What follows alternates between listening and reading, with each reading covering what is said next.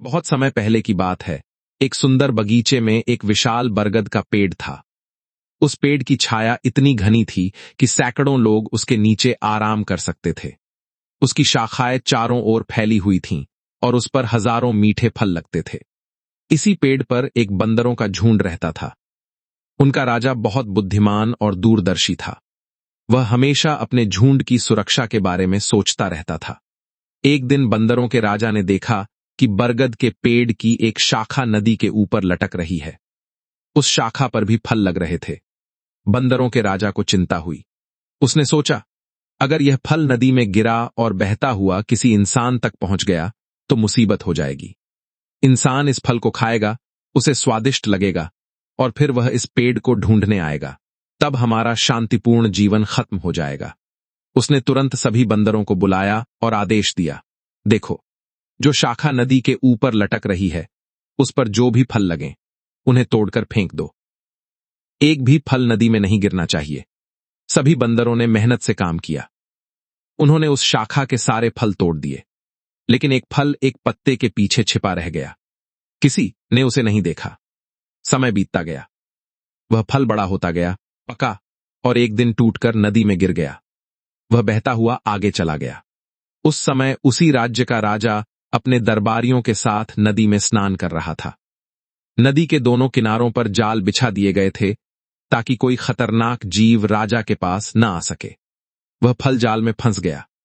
मछुआरों ने उसे निकाला और सोचा, यह क्या है? पहले कभी नहीं देखा। उन्होंने फल को राजा के पास ले जाकर दिखाया। राजा ने फल को सूंघा, अद्भुत खुशबू। उसने माली को बुलाया। माली ने कहा, महाराज, यह बरगद का फल है, बहुत दुर्लभ और स्वादिष्ट होता है। राजा ने फल को काटा और चखा। वाह, इतना मीठा और रसीला फल उसने जीवन में कभी नहीं खाया था। राजा ने तुरंत आदेश दिया, इस फल का पेड़ ढूंढो, मुझे वह पेड़ देखना है। सैनिकों और माली ने नदी के किनारे किनारे खोज शुरू की। कुछ दिनों बाद उन्हें वह विशाल बरगद का पेड़ मिल गया। राजा पूरी सेना लेकर उस पेड़ के पास पहुंचा। उसने देखा, अद्भुत पेड़, हजारों फल लटक रहे थे। राजा ने कहा, आज रात हम यहीं डेरा डालेंगे। कल सुबह सारे फल तोड़कर महल ले जाएंगे। बंदरों के राजा ने यह सब देखा। वह बहुत चिंतित हो गया। उसने सोचा, मैं डर रहा था कि यह दिन आएगा। अब क्या करूं? अगर कल सुबह तक यहां रहे तो सारे बंदर मार दिए जाएंगे या पकड़ लिए जाएंगे। रात हुई। सभी बंदर डर से कांप रहे थे। बंदरों का राजा सोच में डूब गया। अचानक उसे एक उपाय सूझा। पेड़ की एक मजबूत शाखा नदी के पार दूसरे किनारे तक तो नहीं पहुंचती थी, लेकिन करीब थी। बीच में थोड़ा फासला था। बंदरों के राजा ने एक मजबूत बेल काटी। उसने बेल का एक सिरा अपनी कमर से बांधा और दूसरा सिरा पेड़ की शाखा से बांध दिया। फिर वह छलांग लगाकर नदी पार कूदा और दूसरे किनारे के एक पेड़ को पकड़ लिया। लेकिन उसने गलती से बेल की लंबाई कम आंक ली थी। बेल छोटी पड़ गई। वह दूसरे पेड़ तक पहुंची नहीं। बंदरों का राजा समझ गया कि क्या करना है। उसने अपने हाथों से दूसरे पेड़ की शाखा पकड़ ली और अपने शरीर को खींचकर सीधा कर दिया। अब उसका शरीर ही एक पुल बन गया था। एक हाथ से दूसरा पेड़ पकड़े हुए, पैर बेल से बंधे हुए, जो पहले पेड़ से बंधी थी। उसने जोर से आवाज लगाई, जल्दी करो, मेरे शरीर पर से होकर भागो, सभी बच जाओ। एक एक करके सभी बंदर उसकी पीठ पर चढ़े और दौड़ते हुए सुरक्षित दूसरी तरफ पहुंच गए। छोटे बंदर, बड़े बंदर, माताएं अपने बच्चों को लेकर सब भागे। राजा बंदर का शरीर दर्द से तड़प रहा था।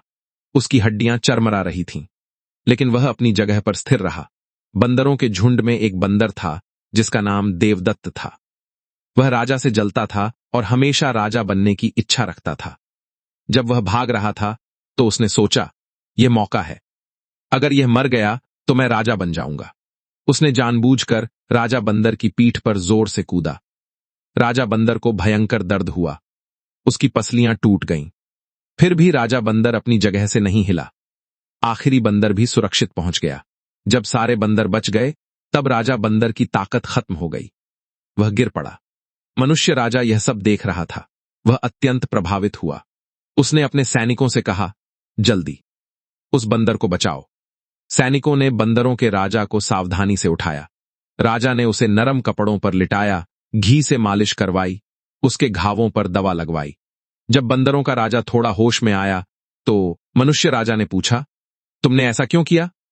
तुम अकेले भी भाग सकते थे। अपनी जान खतरे में डालने की क्या जरूरत थी?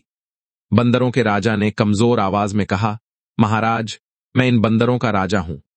एक राजा का कर्तव्य है कि वह अपनी प्रजा की रक्षा करे, अपनी जान देकर भी। मैं खुशी खुशी मर जाऊंगा, क्योंकि मेरे सभी बंदर सुरक्षित हैं। एक सच्चा राजा वही है जो अपनी प्रजा को अपने से ज्यादा प्यार करे।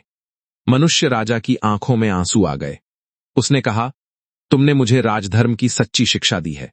मैं भी अपनी प्रजा के लिए ऐसा ही समर्पित रहूंगा। कुछ दिनों बाद बंदरों के राजा ने अंतिम सांस ली। मनुष्य राजा ने उसे राजसी सम्मान के साथ अंतिम संस्कार दिया। उस दिन के बाद से वह मनुष्य राजा एक महान और प्रजा प्रेमी राजा बना। उसने कभी किसी बंदर को नुकसान नहीं पहुंचाया और उस बरगद के पेड़ की रक्षा की।